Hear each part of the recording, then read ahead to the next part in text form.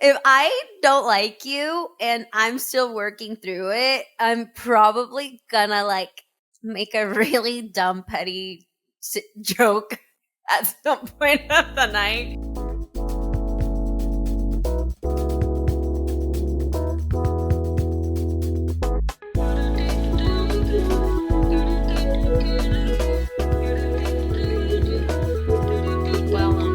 Thanks for your concern. Welcome back, everyone, to Thanks for Your Concern. You're here with Berenice. And I'm Ella. Welcome back. Ooh-wee! It's a beautiful Friday afternoon. It is. Do you have fun Friday plans? Babes, I'm so locked into I just have a lot to do before I go to London. And I know what you're thinking. What do you have to do? I just got a lot to do. I gotta return some shit I gotta fucking send out some packages. I gotta go there. I gotta go there. I gotta go there. So I have a lot to do. So I'm gonna get all that done. But I feel like you've been running around, and I have like a funny story about your TikTok. So like let me tell you how I make my long distance relationship work. All right. Every day we have like an hour of where we share the memes. Okay. Like I swear to God, my man sends me about 35 funny memes for me to watch per day. And then I show him what I have found on TikTok. And the other day, like I just screen share, right? And I'm screen sharing my likes on TikTok. And he's like, dude, if I didn't know you better, I'd think you're like stalking Berenice. Like this bitch is all of your likes. He's like, is there content she makes that you don't like? And I was like, I'm not sure. No. Probably there's some shit I don't see, but I was like, this does look a little psychotic if you didn't know that I gotta like it for the homie. Yeah. Okay. Is anybody else, posting 7 times a day, reminding people that I am here, in fact, still here? I can tell that you're busy. Like, I was like, oh my God, look at her putting up all of her looks she has to make for Lost Lands. Like, this got to be your biggest Lost Lands year so far, right? As far as orders. Yeah, I think I made like 25 to 26 outfits last year for like the whole year. And right now I'm making like 12 or 13 just for Lost Land. So the operation. She's picking up. The scale of the operation is a lot bigger this year. Yeah, just like trying to get through each one. I feel like sometimes I get into a good flow and then I'll procrastinate, but like I really have nothing else going on right now other than like getting these outfits like done, sent out, whatever. So we are fully locked in. Definitely busy is the right word. I also have like my cute restaurant job, which I do enjoy getting out of my house. Like I feel like I'm a good employee because I show up like ready to socialize. Like, I've been in my house for like 3 days straight sewing. Like I am ready to chat. So yeah, so it's a good little balance.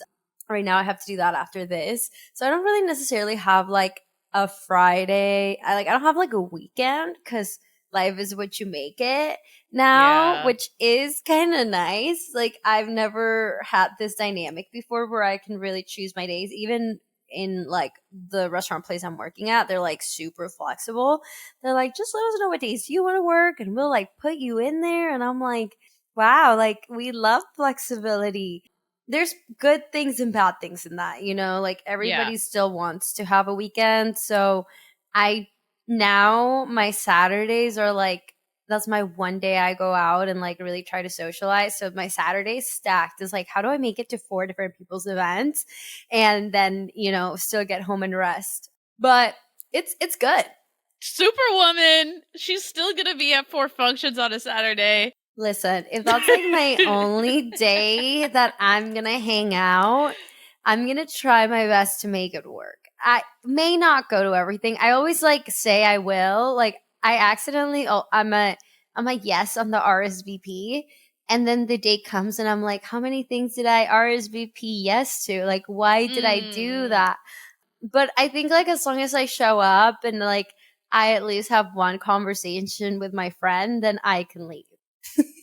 I feel that, like, it's just the touch base. Let's kiki. Let's have a good conversation. Let's check in with you. Yeah. And then move on. Didn't make too much community at this event, but like a girl's got things to do.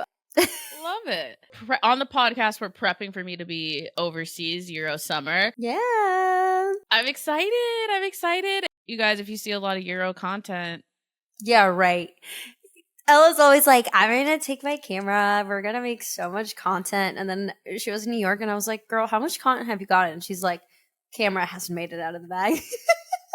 Listen, I was honestly just trying to enjoy myself and be present with Berenice. Like, how much time do I get with her? And then, like, what? I'm going to bring. Actually, it was funny. Like, I did film some shit, like, at work because I'm like, you know. But then I literally don't want to make content about work at all because then I feel like it gives them an excuse to care about my content. If that makes sense. Like, if I don't ever mention them, they don't ever have to care because it's like, oh, I went dark on LinkedIn. That's another update. What does that mean? I deleted my LinkedIn. I'm not about it. I'm over it. Like, LinkedIn has to be the worst app on planet Earth. It's just all the people I disliked in high school and in college giving me updates on their lives. I don't give a fuck. I go dark. There's people that post a lot, and I'm not really sure why, because I was under the impression that we only posted on there if we are looking for work, not if we have work. So I don't necessarily know, but I like people's personal things when they have their wins in there. I'm like, sure. Do I feel like I need to have a paragraph about your new position? Probably not, but like, I'll still like it. Yeah, whatever. I just don't like it for me, so why am I on there? Because it's like, oh, it's because in the future I'll need another job, so I'll need LinkedIn in the future for my future job search. I'm not buying the LinkedIn. I'm propaganda. Propaganda. And so I was like, let's go dark on LinkedIn. No, you're right. I thought LinkedIn was supposed to be like way more good vibes. Like if you were to reach out to someone, maybe they'd get back to you. But none of these trolls I've ever reached out to ever got back to me. I reached out to so many people when I was like trying to apply for entry level positions. And then I was like, could I just get some advice on how you did it? No response. Hey, and I get people slide into my DMs about shit. And like, to be honest, I'm not necessarily in mentorship phase of my life. Like, give me 5 more years. Maybe I'll hop back on and then I'll like mentor people, reach out to all these people. But like, the biggest requests I get are from, this is honestly like a joke in the making. Boys who bullied me in frat basements are now asking to be my financial advisor. And that's how I know that they're down bad. Because if you're cold calling my motherfucking ass on LinkedIn, things are gotta be bad. So thoughts and prayers to them. But I was like, I don't want any more of these. Thanks. Everyone's looping back in. I just saw pictures of my 10-year high school reunion. I didn't go. It was in Seattle. Like, why would I?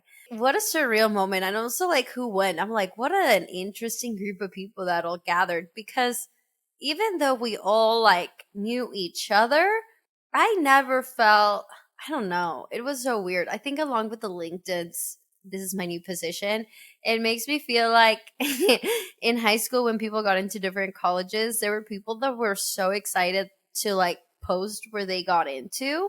Where's everybody going? I got into Princeton and shit like that. And I think, I don't know, it was kind of annoying, okay? Because I was like, some people can't afford education. Like, oh yeah, babes. Let me tell you, the scholarship money did not come in. That FAFSA check was not as big as I thought it was going to be. Like, yeah. Full rides do not exist in the way that I think people think they do. At least for me, I wasn't, guess what, wasn't good enough. You know, it is what it is. But that was really rough. That was a rough couple years of my life.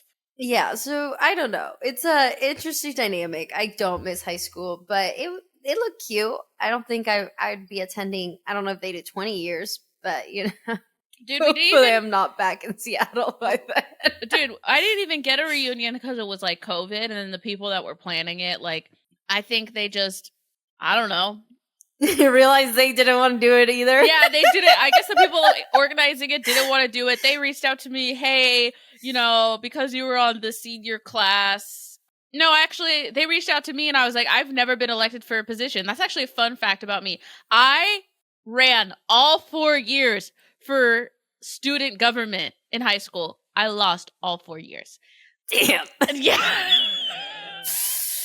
Yeah. Okay. And don't even get me started. So I just like worked behind the scenes harder than I needed to. And I was the hardest fucking working person there. But it was, honestly, I'm going to be so real with you guys. I feel like, thank God I can like look back now and be okay. But at the time, I felt like I was fucking in a war zone because I was like, no one likes me. I'm working 10 times harder than all of these people here. For what? That was the coming of age story. Yeah, hard work sometimes doesn't get you that far. No. You have to have talent and connections and money to pay for the extras. Yeah. Anyways, totally digress. That's kind of segues into our episode. It's about letting go. She hasn't let it go. I haven't let it go. It's really funny, actually. I've let go of a lot of stuff, to be honest. I just wanted to, like, preface this with bad things happen to good people, and letting go is a constant journey. Letting go is more for yourself than the other person. I ain't letting somebody off the hook, but I'm gonna let it go for me to have more peace in my heart. And that can look like whatever to you. I don't think there's necessarily like a script on how to let some shit go. Truly. I had a therapist tell me one time that like forgiveness is giving up hope that things could have been different. Oh. Damn. Yeah. She was a solid one. But, like, I think that's what letting go is that, like, of course, like, coulda, woulda, shoulda, you wish the other person was different, you wish you were different, you wish things had gone differently. But unfortunately, shit didn't go that way. So now we're here, and do we want to, like, try to hold on to what could have been different? Coulda, woulda, shoulda, baby. It's not. Coulda, woulda, shoulda. Yeah, I guess there is acceptance in letting go for sure. I feel like even if I have let something go, if you did me dirty, I'm still not going to be nice to you. Like, for me, like, letting go doesn't mean, like, I have totally forgiven and forgotten that. Like, I'm going to remember that shit for the rest of my life. I might not be super, like, emotionally charged. Like, I'm not going to be out here throwing it back at you because I feel like that's the part of letting go where it's like, if I'm choosing to let something go, and still keeping you in my life, I am not going to bring the past shit, right? Mm-hmm. But I'm not going to forget that that's who you are. Hey, I totally agree. I think letting go is also taking back the power and choosing how you want to act now. That's how I feel. Is that like sometimes people have hurt me or a situation has been bad. Like, I've had some like objectively like just bad situations happen that were completely out of my control. But like what is in my control is my reaction going forward. And I think, killing people with kindness, if someone does you down so dirty and you just like are just very cordial with them, you're nice to, you still are like, they don't like dim your light. Like that's the best way to like get back. And it is a way of letting go. It's like, I'm just not going to let this hurt me or change who I am. Yeah.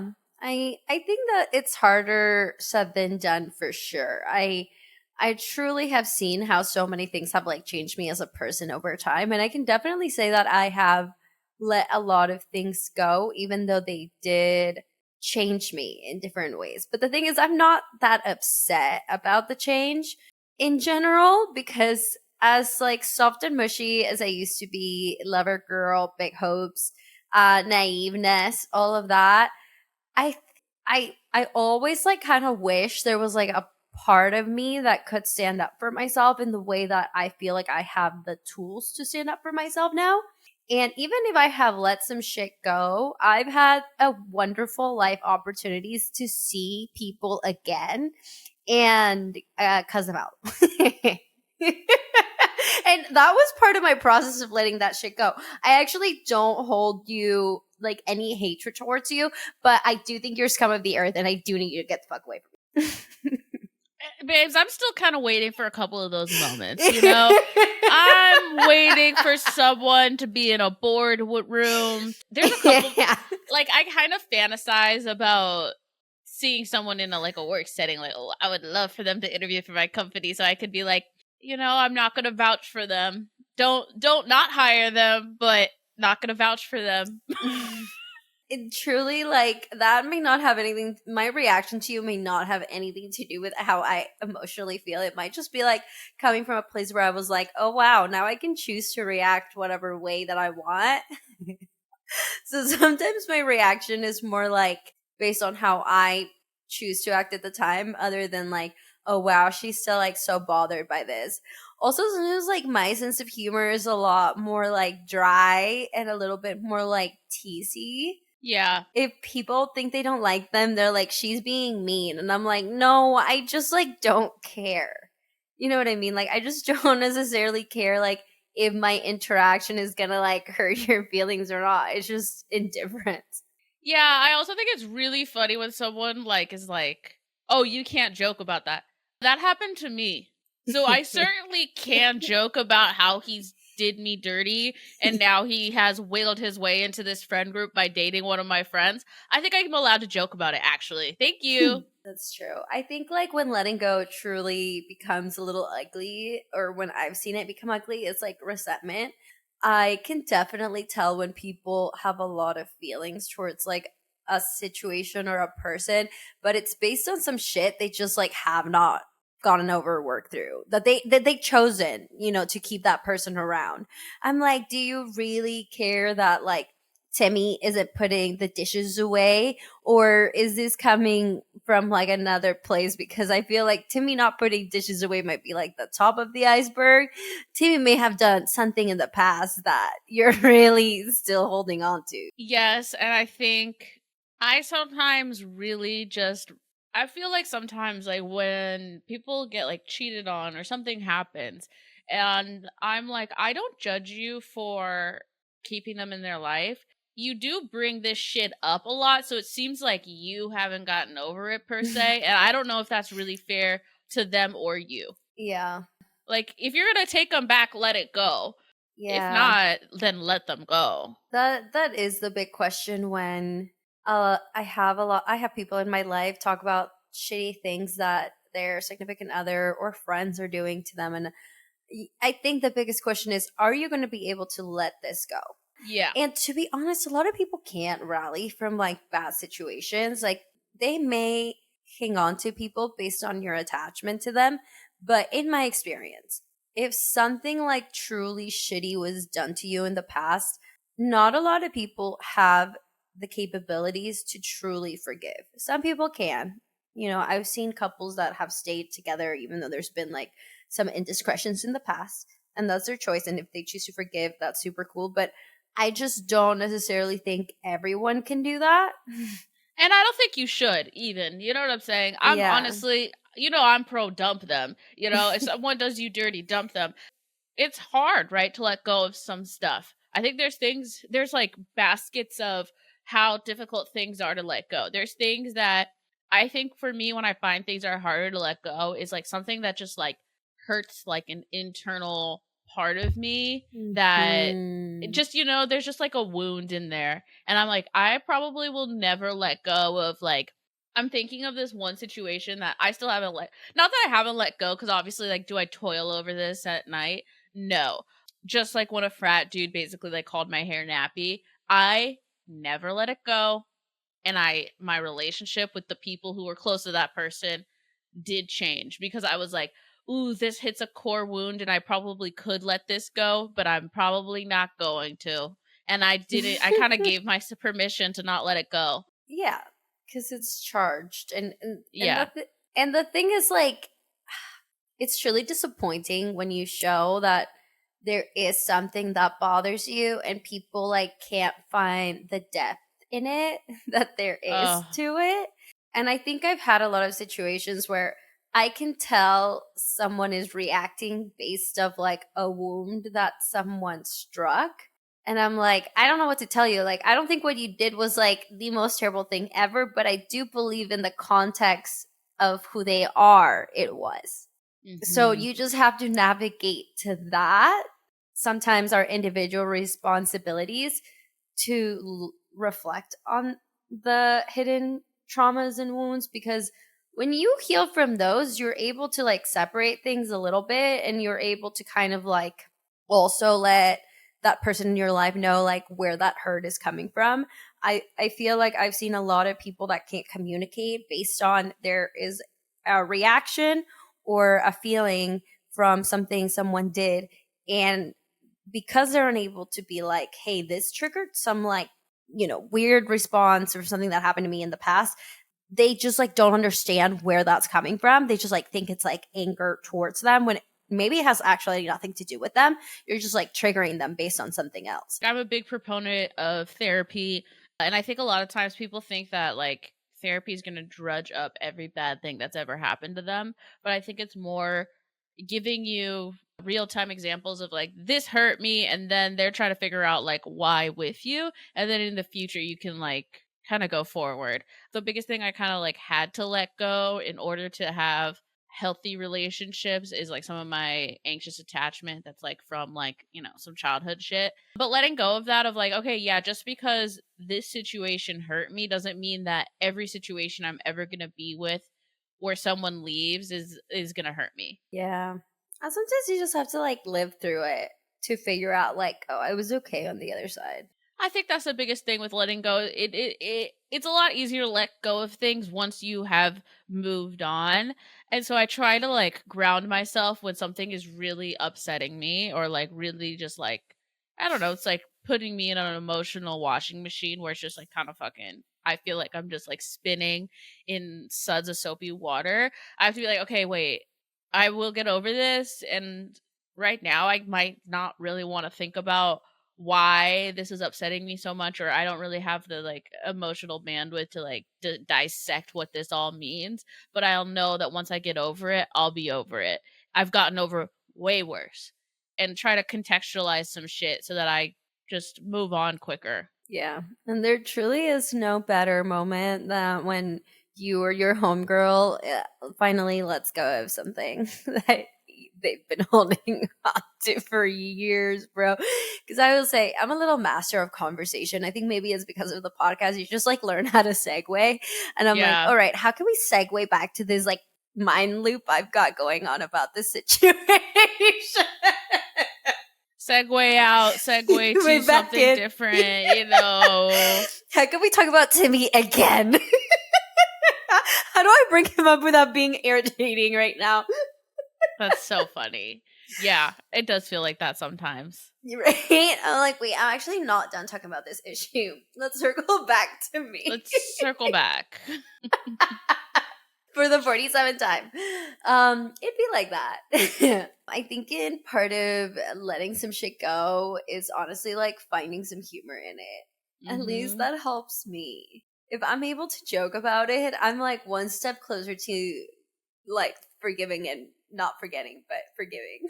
And honestly, like I've written some jokes that like I literally like, am I brave enough to say on stage? Maybe not. But the fact that I like got myself to laugh at a situation that was like objectively some of like the most horrible shit you've ever can imagine, I think it's kind of funny. It's like, God, I cannot believe I made a joke about this. But I think it is like, you have to laugh to stop from crying. I think dark humor, it does heal you in a way, because it's like, it is actually kind of funny. Like some of this shit is objectively kind of funny. Some like lighter thing that I think is funny is that like I was almost named Giovanni. Like if I was a boy, I would have been Giovanni. Okay. And I was like, oh my God, I can't believe if Giovanni found out that they weren't Italian at 30. Like, like how that would really disrupt their worldview. And I just think it's so funny that I would have had Giovanni as a fucking boy name. Gio.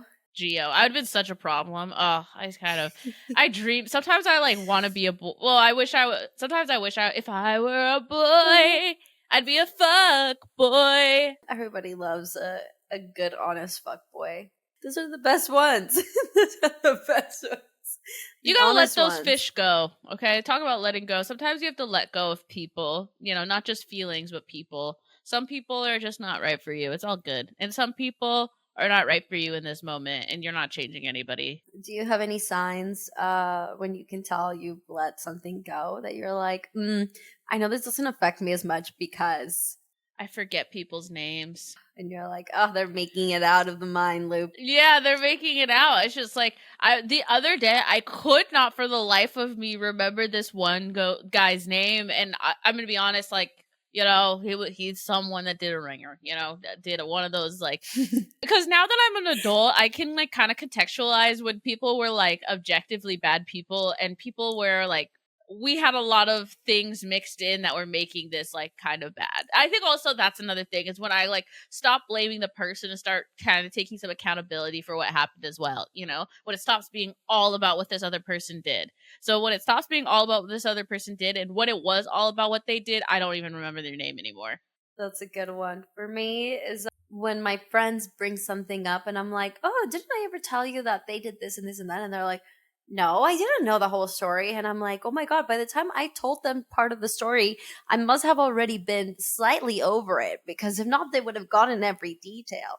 And then Yeah. I'm like, "Oh girl, like so many things happen." And then that's how I know like there is no big emotion behind it. And I can tell it as a tale. Or when I can still be in the same room as someone and not feel like I have to, like, I was like, how can I get a joke in about what they did to me here? You know, or that's not my first, like, how can I segue into telling like, making basically an inside joke between me and them about what they did, you know? Oh yeah, that's tough. I'm big in that. If I don't like you and I'm still working through it, I'm probably gonna like make a really dumb petty joke at some point of the night. Like, literally, like, no one's safe with me for sure. Just because in general I roast people. Like, you know, I like a light roast, you know? I love a little light roast. A roasting is my love language. So if I'm still actively trying to get you, kind of trying to get some tongue in cheek into the conversation, and I'm actively plotting jokes against you, I'm not over it. But once I can be in the same room as you and like, you know, the new girl doesn't even know our history, then you know that I'm over it. If I'm being nice to the new girl, I don't care about you. Right. If I like you and you bring a new girl around, I'm ill, bro. Like, I need to be in the other room. Like, I don't want to know this girl's name because I don't want to send her bad energy accidentally. If I'm not over it, I'll take the new girl to the bathroom and I'm plotting. I'm like, how can I get a Kiki in the bathroom with this girl and tell her that and warn her that you're a bad person? There's a few stages, okay? Yeah. There's like real psycho. We're plotting in the bathroom. We're this girl's new bestie. Yeah. Stage 2, I'm gonna leave you alone. Stage 3, indifference. Like I can be nice to you, but yeah, you know, you should probably know some things later. I'm not poisoning the new member of the group, being like, hey, I don't be, you know, I'm not gonna say anything bad about them, but be careful. I've never. To be honest, I've been like I've been playing myself. I truly choose men I know will not be there for the long run. Like that's my martyr status. Like anytime I used to tell my sister like, this one fuckboy hurt my feelings. And she's like, why are you acting like you're not seeing several people? And I'm like, why would you say that? How dare you call me out like that? I thought this was a safe space. Men have done me dirty, but honestly, the hurt that hurts the most is like girls. Is like when I've had a friend do something that just like really hurt my feelings. And so those are like more likely like where I'm like, be careful about her. Now I have just really learned to be like, you will see it. Like, you will see it over time. I'm letting you know what they did. If you want that to be your journey, you go ahead. You will notice it. I'm like, just give it some time. Because people, like, are just who they are. It's hard to believe, mostly when you meet somebody, like, the extent of someone's character and personality when you're not in certain situations. Because usually the ugly doesn't come out at first. The ugly comes out over time. So I'm just like, you're on your own, you know, like I truly believe that. And mostly I used to think this a lot with like my past roommate. She used to like bring people over here and like I just knew she'd be talking mad shit about me. I don't really care what the fuck she said to them because you're in my apartment. A lot of people in the things like I heard about this person, I'm like, oh, you just don't know her. Your moment will come. And I say this all the time, like with how people treat other people. If you see or you have a friend that like talks mad shit about their other friends, or just isn't kind to one friend, or gaslights or whatever, eventually, like, if you have a bad moment, that is exactly how you're going to be treated. Yeah. So, watch out. I would say just like err on the side of caution when you see how other people navigate with people they maybe dislike a little bit or don't want to make time for or whatever, like, because that's your future. The history of how people treat people informs the future of how people treat people, unless they've done like a lot of work on themselves. That's why I think it's a huge red flag when a guy doesn't have a single ex that he has anything good to say about. I've been very wary of that. Like, you don't have one ex that you can say anything nice about, then I think you're kind of the problem, right? Because what are the odds of that? Yeah, it's tricky. I mean, letting go in relationships and when it comes to other people, I'm good at letting go of certain things, but like people in my relationships, I'm not. Like, I've definitely like been obsessed with the girl like they like cheated on me with type of thing, where I'm like, I want to let this person go. Like, I want her to go live her life like freely of me. But there's something like I just gotta know what she's up to. Does that happen to you? I always just find it really interesting who someone dates after me. Let me tell you something about me, and I found this consistent. People are like obsessed with having an opinionated, I love that you just say how you feel, that you're like so real, da da da da, until they don't, you know what I'm saying? And then they're like, you never, you're always argumentative, you're always this, you're always that. And then they like date someone and you look and you're like, oh yeah, this does look like the opposite of me. Like, have you know like Sabrina Carpenter, The Opposite, that song? No.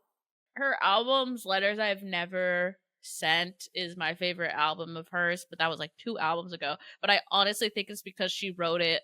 I mean, no offense to her, like, this is no shade, no tea, but like, it felt the most real of her albums. It felt very like pre-commercial. And she has the song Opposite, where it's basically like you date the next girl you dated was nothing like me. Yeah. It's tricky. It truly, I don't know. I can't, like, I've been into so many fuckboys that I'm like, damn, you'll really get with anyone because none of these girls are the same. So I don't know. I truly believe like it comes down to a little bit of like timing, because I just feel like in order for someone to be like in a real relationship, like if I know that we didn't get together, it maybe was not necessarily about our lack of chemistry. I think it was probably our lack of compatibility and where we are in life. So the girl after me, before, I used to be a little more like, who is she? Why is she? Like, why would that work and mine didn't? I think after a few times that I went through that, I realized, oh, it's not even like the girl after me. It's just like where they're in life. So I just don't worry about the girl after me, because if they weren't necessarily ready for a relationship with me, the girl after, at least with like the root of people I choose, has never been it either. The girl after actually may have actually gotten it worse. Yeah. I got out quick. I'll hee ha ha. I'll fuck around for a little bit, but like at the end of the day, like, because I am not a casual girly at all. Like, there's a episode of that man from Gossip Girl, Penn Badgley, whatever. He's a Scorpio stellium, and I was like, have you ever done casual? And he's like, is anything casual? Like, that's how I feel about relationships. And like, I've never wanted to do casual. I'm not like that, bro. Like, No. what about this is what about you being at my house is casual? Like, there's nothing casual about that. I mean, one of the most like crazy conversations to this day is like when this guy was like, we were talking and I'm like, bro, you're here like a lot for us to be for this to be like casual, you know, like you're literally like, I'm making you breakfast, lunch, and dinner. You're over at my house, you're studying. And he was like, what, you just want me to fuck you and leave? And I was like, well, if that's what this is, yeah, kinda. Cause what's all this like hanging out and going on dates shit if we're not dating? It was fucking nuts. Anyways, I can't do that. I can't do it. I don't do it. And that's actually, you know, like when you know, kind of situation. I feel like with my boyfriend, one of the early signs was like, we did not play, like there was no fucking game being played. Like it was like, yeah, I'm only dating you, and like, yes, you're my girlfriend, duh. Like, how would you not be? Like, really early on, and I just felt really safe in the relationship because there was no fucking games. Because how can you feel safe if someone is playing early on? Yeah, it's true. The right person for you, if you don't like casual, is gonna be someone that like meets what you're looking for. Hmm. To be honest, so if there's any type of game playing and that's not what you want, you should get out and like really run. Any type of situation, I think in the past where there's even been that like exclusive chapter or like we're just getting to know each other for like over a month, there's something holding them back, and it's usually like a commitment factor. None of them have actually been like ready for a relationship. They just like liked me enough to want to keep me for as long as I would let them. My recent relationship, we started as friends, so it was like a little different, but we went on a date and then we started hanging out, and I was like, all right, so like what's the tea here? Because I don't do exclusive. I'm seeing other, if you're not my boyfriend, I'm seeing other people. You know what I mean? Like that's just kind of what it is. Like we've been hanging out for a while. I don't know what to tell my parents, and that for me is a conflict. What is it? Conflict of interest. Yeah. Like, what the fuck am I going to tell my parents? Like, we're going to be traveling together. We're going to be doing all these things together. And I'm starting to talk about you. And what, you're just my friend? Then you're just my friend, you know? And the right Mhm. person is not going to want you to be just your friend. So they get to it. They get step in. Just as a side note, like, it's really interesting because it's like sometimes you have to like let go of your old life to let a new life in. You know what I'm saying? So it's like some people are like, I'm not having a successful time dating. It's like, well, are you dating the exact same way you've always been dating? In which I mean, like, you're talking to 6 people at a time, like, and you're trying to be like, well, I'm not finding the one. It's like, well, dating 6 people at a time is kind of tough to like know that someone's the one because you have 6 people to choose from. That's, I don't know. I mean, I think you can play how you want, but like, if you're being real, you probably know one person isn't the right person for you in the beginning. Because I feel like I was seeing a few people before I got with my boyfriend, but I just like, as we started to get to know each other, maybe this is just like a little bit more maturity. I could tell that it was just going to take like a little bit more work to get to like the same sort of place, I guess. Like there were just Yeah. things that I just knew we weren't compatible. And so it, even though other things were great and connection and chemistry was great, there were things that I knew. And this time I was able to kind of like detach a little better. Maybe that's like developing the frontal lobe. I swear to God, dating gets better when you get older because you can like really start to use your brain over other things. Okay. And you can probably, once you start really using your head with dating and being like, oh, this person's actually compatible because they want the things I want and they value the things I value, it's a lot easier to like let go of the people that aren't willing to meet you with a lot of the things that you're asking for. Snaps to the frontal lobe. We love the frontal lobe. Thank Yeah, God. just like in encapsulating, like letting go, like if you're having a hard time letting things go, I think that's okay. Letting go is like a skill that has to be learned.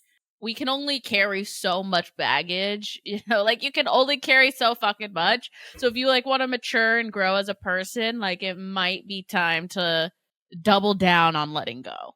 I love that. Learn how to let that shit go. Truly, it is the first step to growth. Once you can let some old shit go, you can make room for so much more. You'll feel lighter too. And like one of like a couple of like things, if you're like, how do I let go? Sometimes like that's why I kind of love having a journal. Is that like I just journal shit out, and sometimes I don't even kind of want to remember the shit, so I rip the pages out and burn them. Oh, a it's a ritual.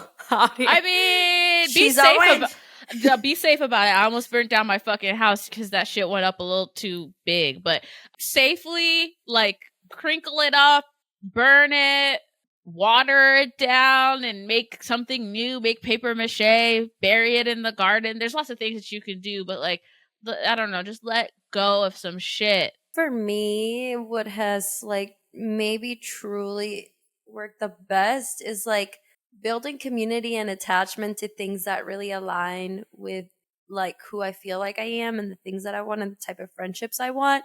And inevitably you're going to get like so much more fulfillment from that, that anything that comes less to that is just going to seem so dim.